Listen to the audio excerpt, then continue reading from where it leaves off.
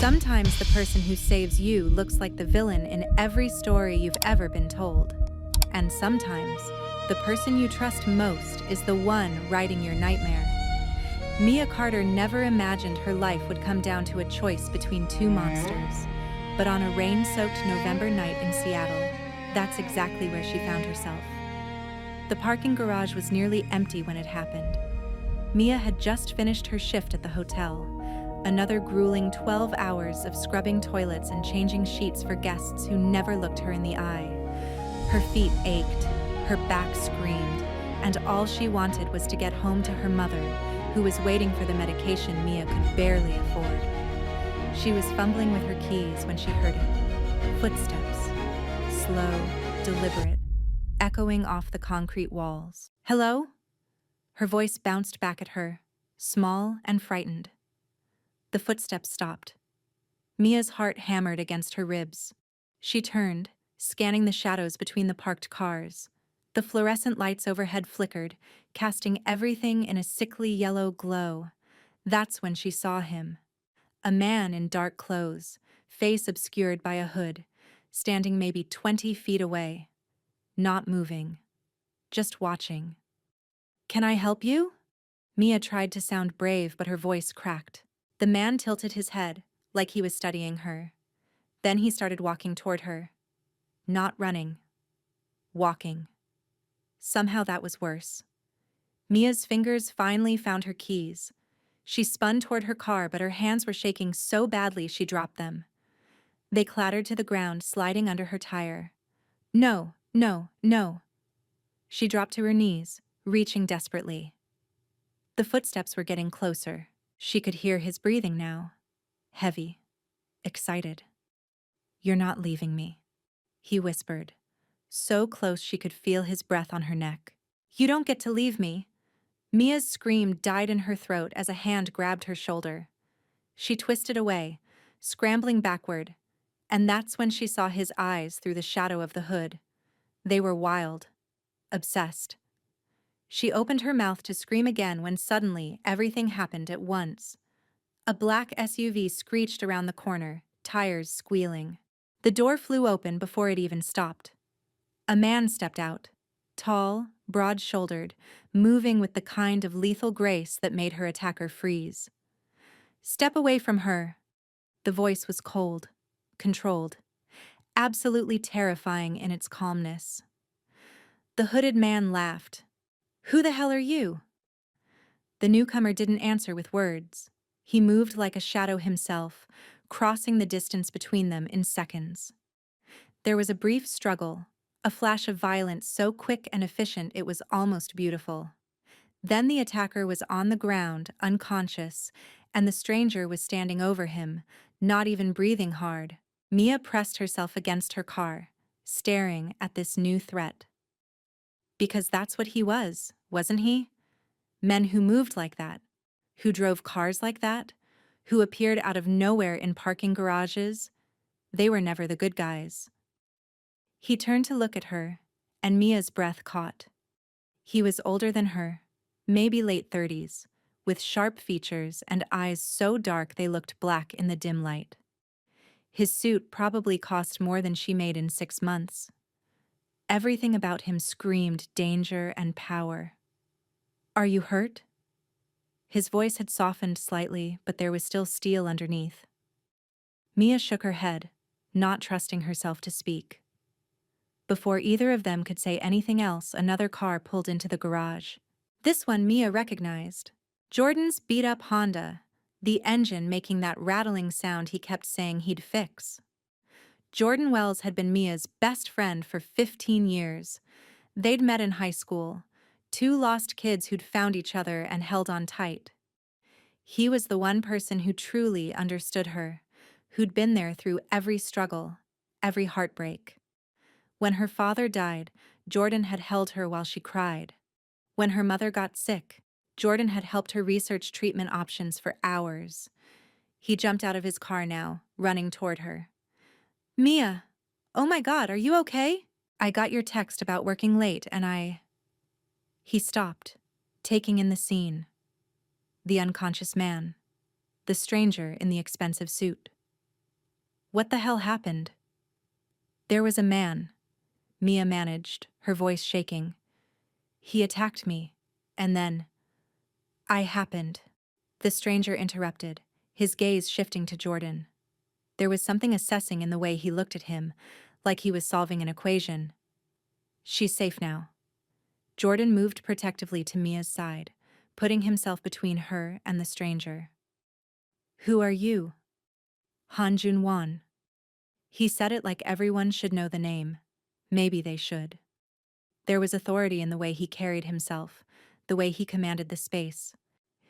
And you should take better care of your friends, Mr. Wells. This garage isn't safe. Something about the way he said Jordan's name, like he already knew it, made Mia's skin prickle. But before she could question it, sirens wailed in the distance. The police are coming, Junwan said calmly. I called them when I saw what was happening, but before they get here, you need to understand something, Mia Carter. Her name in his mouth sent chills down her spine. How do you know my name? I make it my business to know things. He stepped closer, and Jordan tensed, but Junwan ignored him, focusing entirely on Mia. That man who attacked you, he's not working alone. You're in danger. Real danger. The kind that doesn't stop just because you called the police. What are you talking about? Jordan demanded. Mia, don't listen to him. We should wait for the cops and… The police can't protect her. Junwan cut him off. Not from what's coming, but I can. Mia felt like she was drowning. Nothing made sense. Why would you help me? You don't even know me. For the first time, something flickered in those cold eyes. Something almost human. Let's just say I have my reasons, but if you want to live through the next week, you'll listen very carefully to what I'm about to tell you. The next few hours were a blur of police stations, questions, and revelation after revelation that made Mia's world tilt sideways. Junwan sat across from her in the hospital's private waiting room, a folder open on the table between them. Jordan had been asked to wait outside, much to his visible frustration. The man who attacked you tonight, Junwan began, his fingers steepled in front of him, is named Marcus Chen. He's a hired gun for a trafficking ring that's been operating in Seattle for the past 3 years. Mia's stomach churned. Trafficking? But why would they target me? I'm nobody. I work as a maid. I don't have money. I don't have connections. You fit a profile. His voice was clinical, detached, but his eyes watched her carefully. Young, alone, no close family except a sick mother. They've been watching you for weeks. The room seemed to spin. Weeks. Someone had been watching her for weeks. But there's more, Junwan continued, sliding a photo across the table. It showed Marcus Chen talking to another man. And another, all of them rough-looking, dangerous. They're not just random criminals, they're organized, connected, and they've already tried to get to you 3 times before tonight. 3 times? Mia's voice was barely a whisper. I never noticed. That coffee shop incident last month? When that man accidentally spilled hot coffee on you and insisted on getting your number to pay for dry cleaning, that was their first attempt. Your friend Jordan scared him off. Mia remembered that day. Jordan had been there, had gotten aggressive with the man, threatened to call the cops. She'd thought he was being overprotective, but maybe… The second time was at the bus stop. Junwan went on. Someone tried to offer you a ride when it was raining. You declined. Smart. How do you know all this? The question came out sharper than she intended. Because I've been having you watched too. He said it so matter-of-factly, like it was the most normal thing in the world. Not for the same reasons, but the result is the same. I know everything about you, Mia Carter. I know your mother has stage 3 cancer. I know you work 60 hours a week trying to pay for her treatment. I know you take the bus because you can't afford to fix your car. And I know that if these people get their hands on you, you'll disappear, and no one will ever find you. Tears burned in Mia's eyes, but she refused to let them fall.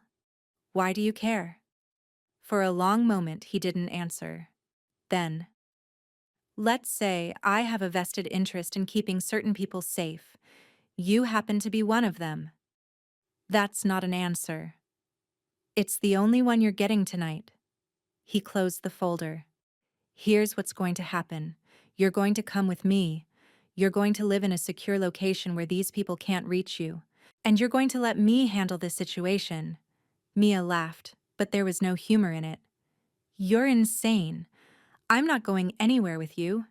You're a stranger who's been stalking me. Having you protected is not stalking. Semantics. She stood up, her chair scraping loudly against the floor. I'm going home, with Jordan, who actually is my friend and hasn't been creeping on me for God knows how long. Junwan stood too, and the movement was so controlled, so purposeful, that it made her step back. If you go home tonight, you'll be dead by morning. Is that what you want? You don't know that. I know exactly that. His voice dropped lower, more dangerous. I've seen their pattern. I know how they operate. They're patient. But once they've identified a target, they don't stop. Ever. Your friend can't protect you. The police can't protect you. I can. By doing what? Kidnapping me? Keeping me prisoner? By giving you a chance to survive. The door opened and a woman in a police uniform stepped in. But the way Junwan looked at her, the way she deferred to him with a slight nod, told Mia everything she needed to know. These weren't just regular cops. They were his people. Ms. Carter, the woman said, her voice professional but not unkind. We've reviewed the evidence and we're recommending you accept Mr. Han's offer of protection. We don't have the resources to provide 24-hour security, and given the threat level. The threat level. Mia's voice was rising. An hour ago, I was just trying to get home from work. Now I'm in a threat level situation? I understand this is overwhelming, the officer continued. But these are dangerous people. Mr. Han has generously offered to ensure your safety. Generous. Mia wanted to laugh again. Nothing about this was generous. This was a gilded cage being offered with a smile. And if I refuse? The officer and Junwan exchanged a look. Then we'll do what we can, but I can't promise it will be enough. Mia sank back into her chair, her head in her hands. This couldn't be happening. It felt like a nightmare she couldn't wake up from. There is one condition, Junwan said quietly. Of course there was. What? You'll need to marry me. The world stopped. Excuse me? My property, my home, it's under very specific security protocols.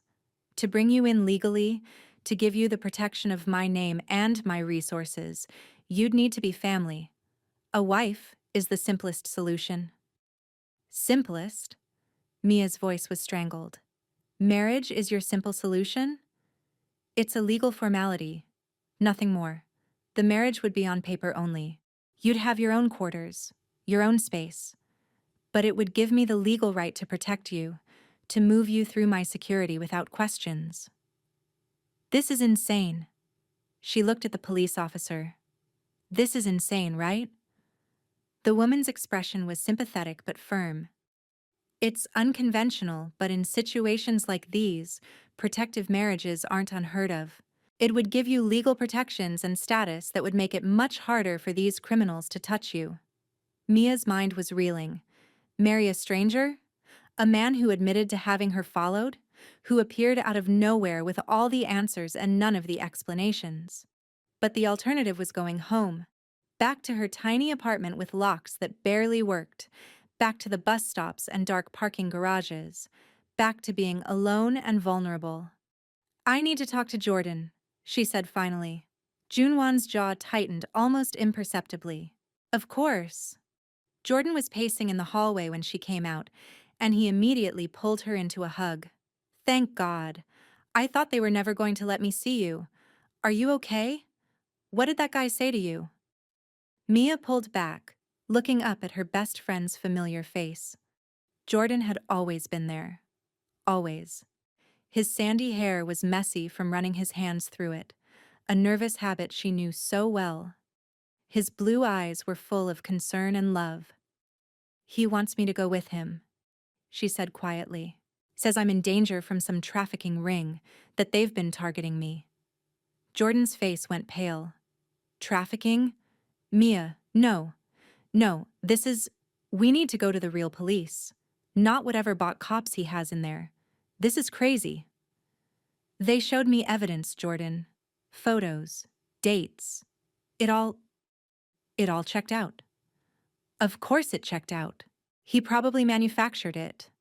Jordan grabbed her shoulders gently. Mia, listen to me.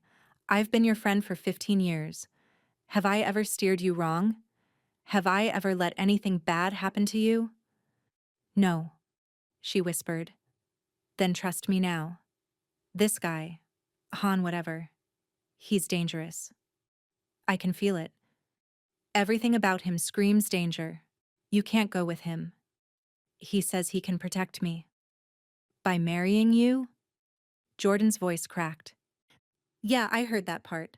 Mia, he's not trying to protect you. He's trying to own you. Can't you see that? Could she?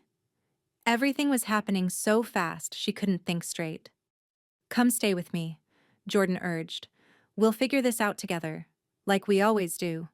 You, me, and your mom. We'll go somewhere he can't find us. Maybe leave Seattle for a while. I've got some savings. We can make it work. It was tempting. So tempting. To go with Jordan, to trust in their 15 years of friendship, to believe that love and loyalty could outweigh whatever dark forces Junwan was warning her about. But then she thought about her mother. Sick. Fragile. If Mia disappeared or got hurt, who would take care of her? I can't run, she said slowly. Mom's in treatment. We can't just leave. Then we'll figure something else out, but Mia, please, don't marry this man. Don't put yourself in his power. Once you do that, once you're legally tied to him. Jordan's voice broke. I might not be able to get you back. The door to the waiting room opened, and Junwan stepped out. His eyes went immediately to Jordan's hands on Mia's shoulders, and something dark flashed across his face. Ms. Carter, he said formally. I need your decision. Mia looked between them. Jordan, who knew her better than anyone, who had been her rock through everything, and Junwan, a stranger with cold eyes and colder promises. If I say no, she asked. Then I'll provide what security I can from a distance, Junwan replied. But it won't be enough. And when they take you, because they will take you, don't say I didn't warn you. You're threatening her. Jordan stepped forward, positioning himself between them. I'm stating facts. Junwan didn't even look at him. His entire focus was on Mia. You have until sunrise to decide. After that, my offer expires. He walked away, his footsteps echoing down the hospital corridor. Mia spent the rest of the night in Jordan's car, parked outside the hospital, going in circles. Jordan alternated between begging her not to go and making plans for how they could disappear together. But every scenario ended the same way, with her mother left behind, vulnerable and alone. As the sky began to lighten, painting Seattle in shades of gray and pink, Mia realized she'd already made her decision. She'd made it the moment Junwan mentioned her mother. I have to do this, she said quietly. Jordan's hands tightened on the steering wheel. No. No, you don't. Yes, I do. She turned to face him, tears finally spilling down her cheeks. Jordan, I can't risk Mom. I can't. If these people are real, if they're really after me, they could hurt her to get to me. At least this way. Maybe he can protect her too. He's not a hero, Mia. Heroes don't demand marriage in exchange for protection. Maybe not, but I'm out of options. They sat in silence for a long moment. Then Jordan pulled her into another hug, this one desperate, clinging. "I'll get you out," he whispered into her hair. "I swear to God, Mia, I'll find a way to get you out. This isn't forever. It can't be forever." "I know," she said, even though she didn't. Nothing felt certain anymore. When Junwan's car pulled up at exactly sunrise, black and sleek and expensive, Mia kissed Jordan's cheek and got out. "I'll call you," she promised. Jordan's face was wet with tears. "I'll be waiting. Every day. I'll be waiting." The drive to Junwan's penthouse was silent. Mia sat in the back seat watching Seattle slide past the tinted windows, feeling like she was attending her own funeral. Han Tower was in the heart of downtown, a gleaming pillar of glass and steel that seemed to pierce the gray sky. The penthouse occupied the entire top floor, accessible only by a private elevator that required both a keycard and a fingerprint scan. "Welcome to your new home," Junwan said as the elevator doors opened. The space was beautiful in a cold, impersonal way. Floor-to-ceiling windows overlooked the city. Modern furniture in blacks and grays, art that probably cost more than Mia's mother's entire medical bills, and everywhere, security. Cameras in the corners, sensors on the windows, the kind of setup that kept people out, or kept them in. "Your room is down this hall," Junwan said, walking ahead of her. "You'll have your own bathroom, your own space. The door locks from the inside, if that makes you feel safer."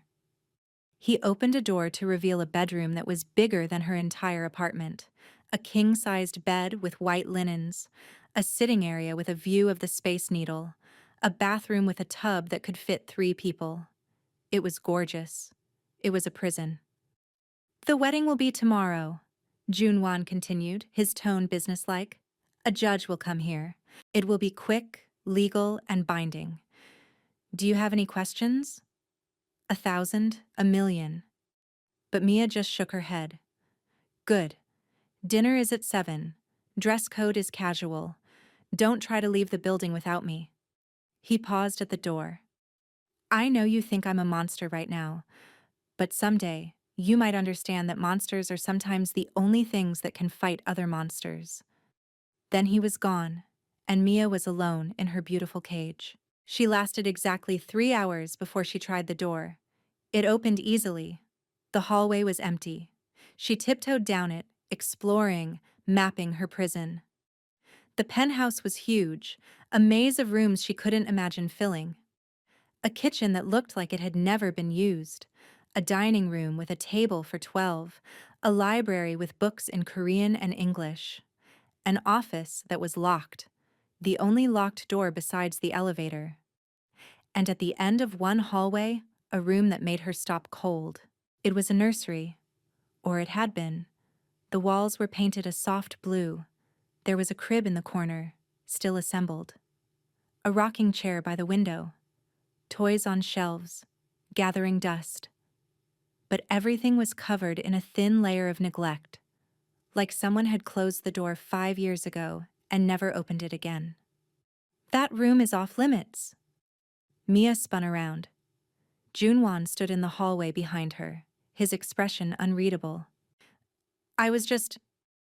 Don't." One word, sharp as a knife. "That room is off limits." He walked away, leaving Mia with more questions than ever. The wedding the next day was exactly as promised. Quick, legal, binding. The judge was an old woman with kind eyes who asked Mia twice if she was sure, if this was what she wanted. Mia said yes both times. What else could she say? There was no white dress, no flowers, no guests. Just a contract signed with shaking hands and a gold ring that felt like a shackle on her finger. "You're now Mrs. Han," the judge said with a small smile. "Congratulations."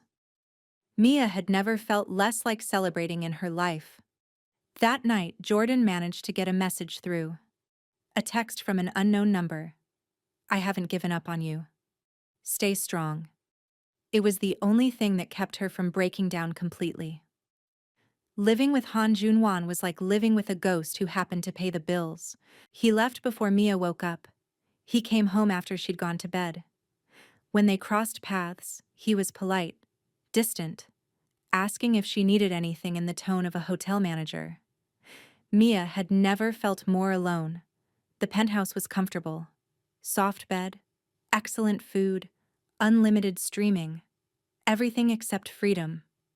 She wasn't allowed to leave, not to see her mother, not to work, not even to step outside without Junwan, which never happened because he was never there. Your mother is being taken care of, he'd told her once. Her medical bills are paid. She has around-the-clock care. She's safer with you here and her there. Separate targets are harder to hit. I want to see her. No. You can't keep me prisoner forever. I can keep you alive, that's what matters. 2 weeks of staring at Seattle through bulletproof glass. 2 weeks of eating alone at that ridiculous 12-person table. 2 weeks of slowly going insane. Then the packages started arriving. The first appeared on the kitchen counter one morning. A music box with a tiny ballerina and a note. Don't let him make you forget who you are. You're not alone. J. Jordan. Somehow, Jordan had found her.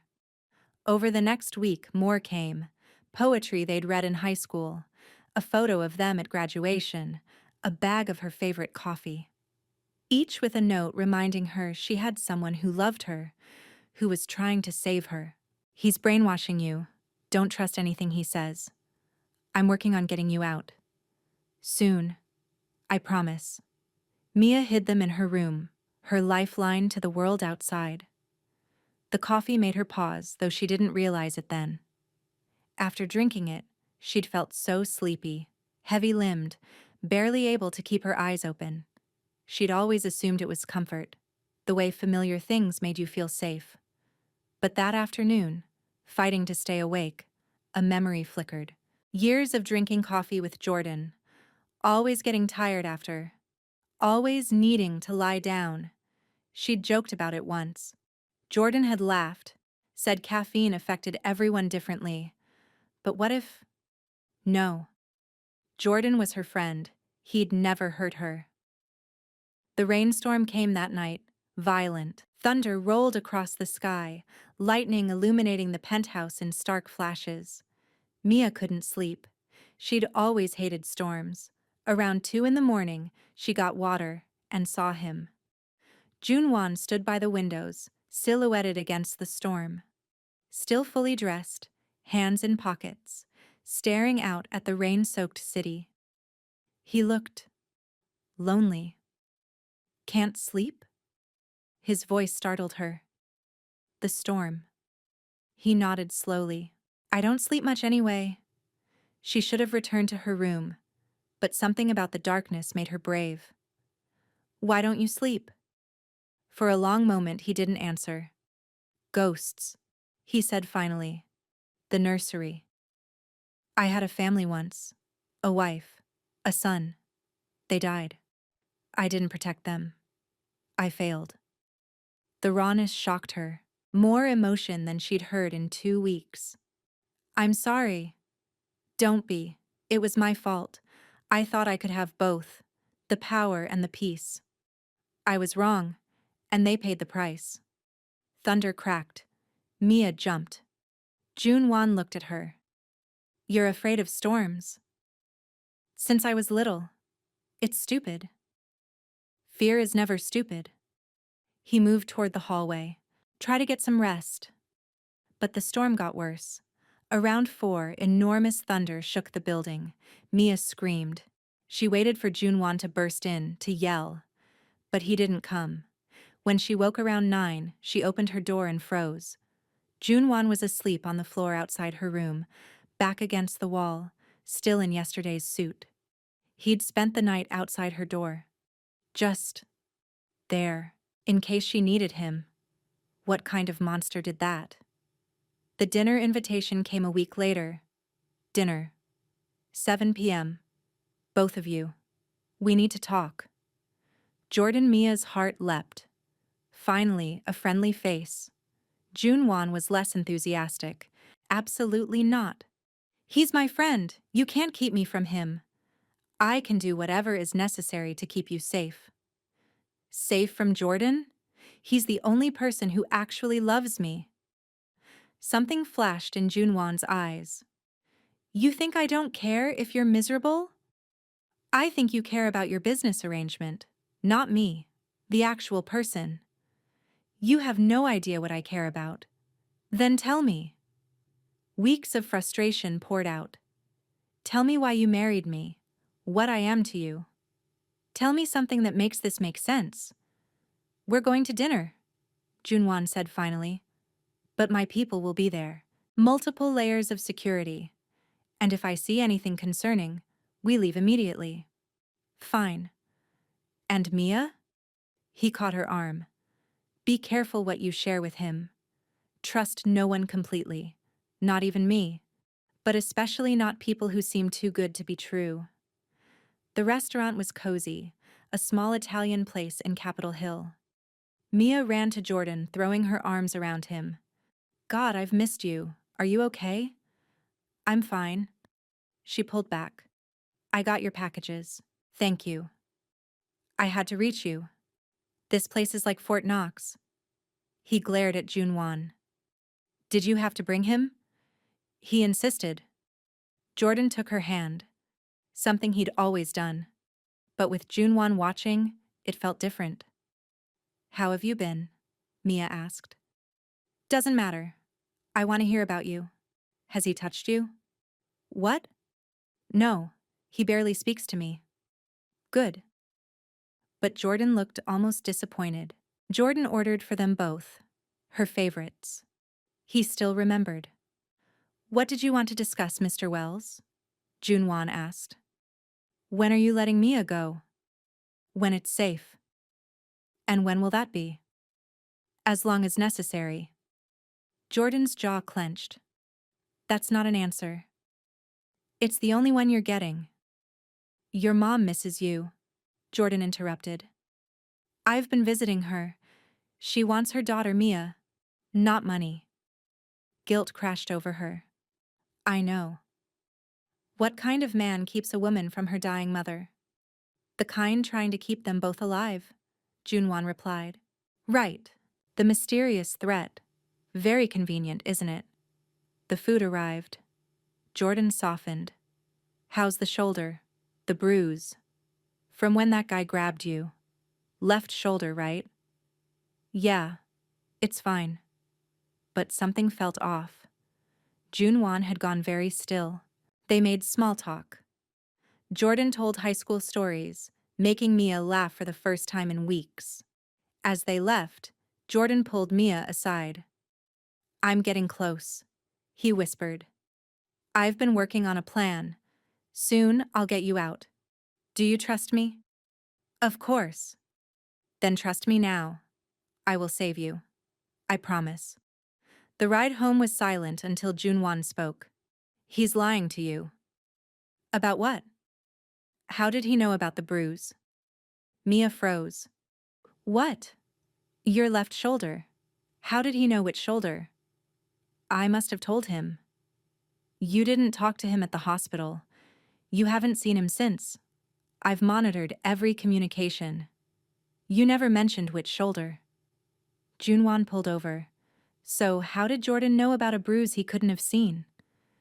The world tilted. Unless he already knew. Unless he'd seen it himself. Unless he knew what happened because he arranged it. No. Ask yourself, how did he get those packages past multiple layers of security? He's resourceful. Or he has inside help. That coffee he sent. Have you noticed how it makes you tired? Coffee doesn't make you tired. Some coffee does, if it's been mixed with something. Junwan's eyes were dark. I had it tested. It contains benzodiazepines, tranquilizers. Your best friend has been drugging you. For how long? You're lying. But her voice was weak. Years of afternoons with Jordan. Years of that coffee. Years of feeling so tired, so willing to just listen. She'd thought it was comfort. What if it was control? I don't expect you to believe me. Not yet. But pay attention to what he says, what he knows, how he looks at you. At the penthouse, Mia pulled out all Jordan's packages. She stared at the coffee bag for a long time. She didn't make a cup. Instead, she lay awake, remembering. Every time she'd woken from a nap to find hours had passed, and Jordan sitting there, watching her sleep with that soft smile. She'd thought he was being protective. But what if he'd been enjoying the control? The next morning, Mia found Junwan in the kitchen. That room. The nursery. What happened? Junwan's hand tightened on his mug. Car accident. At least, that's what it was made to look like. My wife wanted out. She knew too much about my business. She wanted to take our son and disappear. He set the mug down carefully. I could have let her go. Should've. But I was arrogant. I thought I could negotiate. I arranged a meeting, brought people I thought I could trust. But they were working with my competitors. They saw an opportunity to hurt me. What happened? They made sure she never made it. Her car went off a bridge. She and my son, Minho, he was 4. They drowned. His voice was calm, but his hands shook. I pulled them out myself. Too late. I held my son and felt him go cold. I'm so sorry. I blamed myself. Still do. I chose power over their safety. And I've spent every day since making sure no one else dies because of my choices. Is that why you married me? Partially. Also practicality. You fit the profile of someone these people would target. And I had resources to protect you. Efficient. I never said I was good at being human. My wife used to tell me I had the emotional range of a rock. A ghost of a smile. She wasn't wrong. She loved you anyway. She did. God knows why. He stood. I have to go. But Mia, be careful. Trust your instincts, not your history. 3 days later, Mia found the room by accident. A door in Junwan's office she'd thought was a closet. Security feeds. Dozens of them. And there, on one screen, was her bedroom. Her bedroom. It's not what you think. She spun. Junwan stood in the doorway. You've had a camera in my bedroom. That camera was installed years ago as part of the building's security. I turned it off when you moved in. He moved to the console. See? The feed is inactive. The screen showed feed inactive in white text. How do I know that's true? You don't. You have to trust me. Trust you? The man who forced me to marry him. I've never lied about what I am. I'm not a good man. I'm not Prince Charming. I'm someone who does what's necessary to protect what's mine. I'm not yours. Legally you are, but I meant under my protection, my responsibility. I won't let what happened to my family happen again. I want to see my mother. No. I'm not asking, I'm telling you. Something in her voice convinced him. Fine, but we do it my way. An hour later, they arrived at the care facility. It was beautiful, much nicer than Mia could have afforded. When she saw her mother, healthier than in months, Mia's anger evaporated. Mom! Mia! Oh, honey! They held each other for a long time. Who is that handsome young man? Her mother whispered. That's my husband. He's taking good care of you, I can see it. They talked for an hour. When it was time to leave, her mother caught Mia's hand. That young man visited me. Before all this, he asked permission to take care of you. Mia froze. What? Weeks ago. He said he had personal reasons. I liked him. He has sad eyes. But he looked at your photo like you were the most precious thing in the world. Mia left in a daze. You visited my mother before the parking garage, she said in the car. Before the attack? Yes. Why? Because I'd been watching you for 6 months by then. I knew you were vulnerable. I knew what was coming. I wanted permission to protect you. 6 months? You've been stalking me? Having you protected is not stalking. That's exactly what it is. The fact is, you were going to die without it. You don't know that. I do. He pulled over. Mia, I saw what was happening. I saw the people circling. I saw Jordan. Jordan. Jordan Wells has been obsessed with you for years. Not friendly affection. Obsession. He pulled out his phone. Look at the photos. Then tell me I'm wrong. The first photo was from 5 years ago. Jordan standing across from a cafe, watching someone inside. The next showed what he was looking at. Mia, studying. The photos continued. Hundreds. Jordan at her grocery store. Outside her apartment at 2 a.m., following her bus route. Always watching. She kept going. Jordan in her apartment. How? Standing over her while she slept. Rifling through her drawers, taking her favorite sweater, one she'd thought she'd lost. Her stomach churned. The attack was staged. Junwan continued. The man I fought was an actor named Marcus Chen, working for Jordan. It was theater to scare you into needing protection. He was setting himself up to be your hero. Then I interfered. That doesn't make sense. I've been investigating him for months. He has a pattern. Before you, there was a girl named Sarah. She was his best friend too. She disappeared 3 years ago. Her family believes she's dead. No. The word came out as a sob. I'm sorry. I know you loved him. But the man you think you know doesn't exist. He's a carefully constructed lie. Mia threw the phone back and scrambled for the door. She needed air. She got out and bent over, vomiting on the sidewalk, her entire world shattering. 2 weeks later, Mia sat in the penthouse, staring at a white envelope that had been slipped under her door. Inside was a single piece of paper with an address and a time. And a message. I'm coming for you tonight. Be ready. Jay. Her hands trembled. Since Junwan had shown her those photos, she'd been in a fog, trying to reconcile 15 years of friendship with the evidence of obsession. Part of her still didn't want to believe it. Jordan, who had held her when she cried, who had made her laugh when everything was dark. How could he be a monster? But the evidence didn't lie, and small things kept coming back to her. How Jordan had always insisted on walking her home. How he'd gotten angry when she dated other guys. How he'd know things she hadn't told him. She'd thought he was attentive. Now she wondered if he'd been hunting. The address was for a warehouse in Seattle. The time was midnight, 4 hours from now. She found Junwan in his office.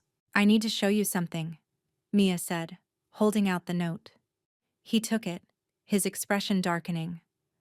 When did you get this? An hour ago. And you're just telling me now? I need to see for myself. Talk to him face to face. I'll know if he's lying. Junwan was quiet. Then, fine, we'll go. But we're bringing my entire security team. The warehouse was exactly as ominous as Mia had feared. Abandoned, dark, surrounded by empty lots. Junwan's team secured the perimeter first. Last chance to turn back, Junwan said. No, I have to do this. They walked to the building together. Jordan, Mia called out. Jordan, are you here? Lights flickered on, creating a path deeper into the warehouse. They followed it to a cleared area where Jordan sat calmly in a folding chair. He looked different, thinner, harder. His eyes had a feverish quality. You came, he said, smiling. I knew you would. Jordan, what is this? This is me saving you. Finally. He's kept you locked away, poisoned you against me. He showed me pictures, Jordan. Years of pictures, of you following me. Protecting you. Jordan stood suddenly. I was always protecting you, Mia. From everyone who couldn't see how special you are. You were stalking me. No, that's what he did. He's the stalker. He forced you to marry him, keeps you prisoner. I've been trying to free you. By drugging me? The words burst out. The coffee, Jordan. It had sedatives. Jordan's face flickered. Then he smiled again. I gave you peace. You were always so stressed. I helped you relax. Friends don't drug each other. I did what was necessary. The shout echoed. Because I love you, Mia. I've always loved you. As a friend, Mia said weakly. As everything. You're mine, Mia. I've taken care of you for 15 years. I earned you. You earned me. I'm not a prize, Jordan. A person I love. A person I would die for. Jordan stepped closer, and Junwan moved between them. Get out of my way. No, Junwan said calmly. She doesn't love you. Not the way you want. She will. Once I get her away from you. Jordan's eyes were wild now. Mia, baby, please. I have a car waiting. We can leave tonight. What about Sarah? Mia asked quietly. Jordan froze. What? Sarah. Your friend before me. What happened to her? I don't know what you're talking about. He showed me the police reports. She disappeared 3 years ago, right around the time you started paying more attention to me. She was different. She didn't understand. She tried to leave. The admission hung in the air. Oh my God, Mia breathed. You killed her. I protected her. Just like I'm trying to protect you. But neither of you ever understood what I was giving you. You're insane, Mia whispered. Don't say that. After everything I've done for you, every time I held you, every coffee I made, you don't get to call me insane. Then what would you call it? Junwan asked. This isn't love. This is obsession. Sickness. What would you know about love? You locked her in a tower. To protect her. From you. Liar. Jordan pulled a knife from his jacket. You wanted her for yourself, so you manufactured this to take her from me. Jordan lunged forward, but security poured in from every shadow. They had him disarmed and on the ground in seconds. But Mia barely noticed. The walls of the warehouse were covered in photos. All of her. Hundreds, thousands of photos spanning years, every moment of her life, captured and mounted like trophies. Oh my God, she breathed. Her entire life was on these walls. Mia, don't look, Junwan said gently. But she couldn't stop. There she was at 18, graduation day. At 22, moving into her first apartment, crying over her father's grave. Jordan had been there for all of it, not as a friend, as a watcher, a collector, a predator. I loved you. Jordan was crying, struggling. I loved you so much. Why couldn't you love me back? This isn't love, Mia said, turning to face him. This is a cage. You wanted to trap me just as much. The only difference is you wanted me to think it was my choice. Mia, no, I'm done. You're not my friend. You never were. You were just a monster wearing a friend's face. The police arrived shortly after. As they led Jordan away, he was still shouting, still crying, still insisting he'd only tried to protect her. Mia stood in the warehouse for a long time, staring at the walls of her stolen life. Are you okay? Junwan asked quietly. No, I don't think I'll be okay for a long time. How do you trust anyone again when the person you trusted most was lying all along? One day at a time, by accepting that not everyone has ulterior motives. She looked at him. Did you mean it? When you said you were protecting me, was that really why? Yes, but also no. I married you to protect you, but also because when I saw you, I saw someone worth saving. You made me want to try again. That's the most honest thing you've ever said to me. I'm not good at honesty, but with you, I want to try to be better. What happens now? Mia finally asked. Now, you decide. Junwan pulled an envelope from his pocket. You're free. Inside were divorce papers, already filled out, only needing her signature. I'm giving you what I should have given you from the start, Junwan said. A choice. You can sign these and walk away. I'll make sure you and your mother are taken care of. Or you stay. Because you choose to. Mia looked at the papers, then at the walls, then at Junwan. I need time, she said finally, to process all of this. Of course. But I'm not signing these, not yet. She handed the envelope back. I want to stay. I need to understand what this is between us. Something flickered in Junwan's eyes. Hope. Maybe. Take all the time you need. The next few weeks were strange. Mia testified in Jordan's preliminary hearing. He was charged with kidnapping, stalking, and murder. They'd found Sarah's body based on information from his warehouse. Every day in court, Jordan stared at Mia, mouthing, I love you, until the judge ordered him to stop. But slowly, with Junwan's quiet support, she started to heal. He was different now, more open. He'd come home for dinner, actually talking instead of disappearing. She told him about her fears, her grief for the friendship she'd lost. Do you think I'm stupid? She asked one night. For not seeing it? I think you're human, Junwan replied. Humans want to believe the best in people they love. That's not stupidity. That's hope. It's brave. One evening, about a month after Jordan's arrest, Mia found the nursery door open. Inside, Junwan sat in the rocking chair, holding a small toy car. I'm sorry, she said. I didn't mean to intrude. It's okay.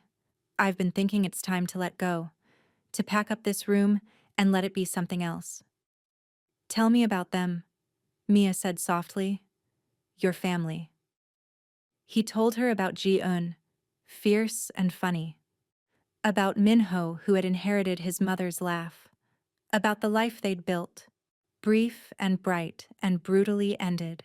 I failed them, he finished. I let pride matter more than their safety. I won't make that mistake again.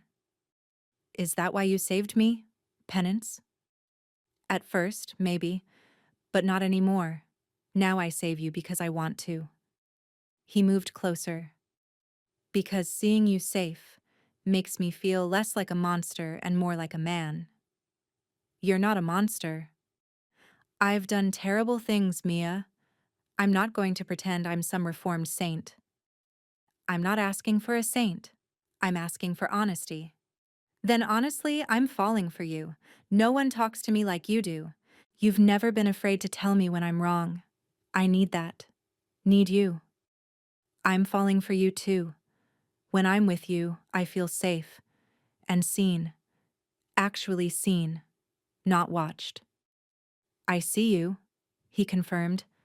Every brilliant, stubborn, compassionate part of you. I don't want to sign the papers, Mia said finally. I want to stay married to you, because I choose you. Are you sure? Because once you make this choice, I'm going to do everything in my power to keep you. I'm going to love you and protect you. And I'm not going to be easy. I know, and I'm going to drive you crazy right back. But I'm also going to choose you. Every day. He cupped her face in his hands. Can I kiss you? You're asking permission? Always. With you, always. Mia closed the distance between them. The kiss was soft at first, then deepened, became something desperate. Weeks of tension poured into this moment. If we do this, there's no going back, Junwan breathed. Once you're mine, really mine, I won't let you go easily. I don't want to be let go easily. I want to be kept, cherished, fought for. He swept her into his arms, carrying her to his bedroom. When he laid her on the bed, looking down at her with dark eyes, Mia felt something click into place. "Tell me what you want," Junwan said. "I need you to make me forget," Mia whispered. "Forget Jordan's hands. I need you to replace every bad memory with something real and good." "I can do that." Outside, rain began to fall. But inside, two people found healing in each other's touch. Junwan was reverent, taking his time, learning what made her gasp. "I've got you," he murmured. "I've got you, and I'm never letting go." "Good," she managed. "Don't let go." They fell apart together. Afterwards, Junwan held her close. "Mine," he said softly. "Yours," she agreed. "But I'm mine first. Remember that. I wouldn't have it any other way." The morning after, Mia woke in Junwan's arms, and for the first time in months, she felt safe. Actually safe. Over the next few weeks, they started building something real. Junwan took Mia to visit her mother regularly. He introduced her to the legitimate parts of his business. "You have a good mind for this," he told her. "Sharp."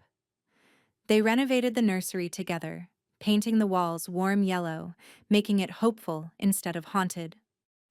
One evening, 3 months after Jordan's arrest, Mia got a letter from him. "Dear Mia," it read, "I've had a lot of time to think. I'm looking at life in prison for what I did to Sarah. I deserve it. I want you to know I'm sorry. Not for loving you. I'll never be sorry for that. But for the way I showed it. For not understanding that love isn't supposed to feel like drowning. My therapist says I have erotomania. I don't know if that's true or just an excuse. What I do know, you deserve to be happy. If Han makes you happy, then I'm glad. I won't contact you again. This is goodbye. Thank you for 15 years of friendship, even if I ruined it in the end. Always." Jordan. Mia set the letter down. "He sounds sane now." "Prison and forced therapy will do that," Junwan said. "Do you feel anything for him?" "I mourn the person I thought he was. But I don't think that person ever really existed." "What will you do?" "Nothing. He wanted a goodbye and he got one. But I don't owe him anything. I'm going to focus on our life." "I love you," Junwan said suddenly. "I know we haven't said it yet, but I need you to know. I love you, Mia. You make me want to be better than I am." Tears spilled down Mia's cheeks. "I love you too." They held each other as the city lights glittered below. "I want to show you something," Junwan said. He led her to his office and pulled out a folder. Inside were documents. "I'm getting out," he explained. "I'm selling off the dangerous parts of my business. Going legitimate." "Because of me?" "Because of us. I want a life where I don't have to look over my shoulder. Where our kids, if we have kids, don't grow up wondering what Daddy really does." He took her hands. "I want clean, Mia. For you. For me. For our future." "That's a big change. You're worth everything." 6 months after Jordan's arrest, Mia and Junwan renewed their vows. Real ones this time, with Mia's mother in the front row. With vows they wrote themselves. "I promise to respect your freedom," Junwan said. "To never cage you. To ask instead of demand. To protect without controlling." "I promise to trust you," Mia replied. "To believe in the man you're becoming. To be your partner, not your prisoner." When they kissed, it felt like a beginning. That night, back at the penthouse that had gone from prison to home, Junwan whispered promises as they came together. "You're mine," he said. "Mine to protect. Mine to cherish. Mine to love." "Yours," Mia agreed. "And you're mine." They found their rhythm, moving together like they'd been made to fit. Afterward, tangled in the sheets, Mia traced patterns on his chest. Tell me something true, she said. Something you've never told anyone. I was afraid I'd never feel this again. After losing my family, I thought that part of me died with them. You brought it back. You made me believe in second chances. I was afraid too, afraid I'd never know what real love felt like. But you showed me the difference between possession and partnership. We're quite a pair. Two broken people figuring out how to be whole. Maybe we can be whole enough together. The next morning, Mia found Junwan by the windows, coffee in hand. Penny for your thoughts, she said, wrapping her arms around his waist. I was thinking about the future. You and me, building something real. Maybe kids someday. A life that's boring and beautiful and ours. I don't think we do boring. We can try. He looked down at her with love so clear it took her breath away. I'm going to spend the rest of my life giving you everything you deserve. I just need you. The one who asks before he acts. The one learning that love isn't about control. It's about letting go and trusting the other person to stay. You're staying, he said. I'm staying, because this is where I choose to be. Your home. Later, they visited Mia's mother. Her health had improved dramatically. You two look happy, she observed. Really happy. We are, Mom, Mia said. It took a while, but we are. That's all I ever wanted, for you to be loved well. As they drove home, rain falling, Mia reflected on how much had changed. 6 months ago, she'd been alone. Now she was loved by someone who respected her enough to fight his own controlling instincts every day. What are you thinking about? Junwan asked. Happy endings, Mia said. How they're never quite what you expect. I thought Prince Charming would sweep in and save me. Turns out I needed a monster learning to be a man.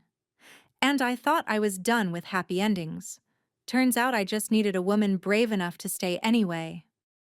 That night, they painted the final wall of the nursery, turning it into a home office for Mia. She'd decided to go back to school, maybe start a nonprofit helping other women escape dangerous situations. I want to use what happened for something good, she'd explained. As they finished painting, both covered in paint, Junwan pulled Mia close. I'm proud of you, he said, for turning your trauma into purpose. Our actions, Mia corrected. We're a team now. Partners. Partners. They sealed the promise with a kiss that turned heated, and soon they were learning each other's bodies all over again. I love you, Junwan said. God, I love you so much. Show me, she challenged. He did. Through the night, they showed each other exactly how much they loved, how completely they'd chosen this. Sometimes, the person wearing an angel's face is the most dangerous prison of all, while the one called a monster is actually your silent guardian. True love isn't sick possession, it's giving freedom and waiting for someone to freely return. Do you trust your instincts when someone cares too much? If this two-way mirror twist satisfied you, please give us a like and subscribe to our channel, and hit that notification bell so you won't miss our next dramatic, tear-jerking mafia romance stories.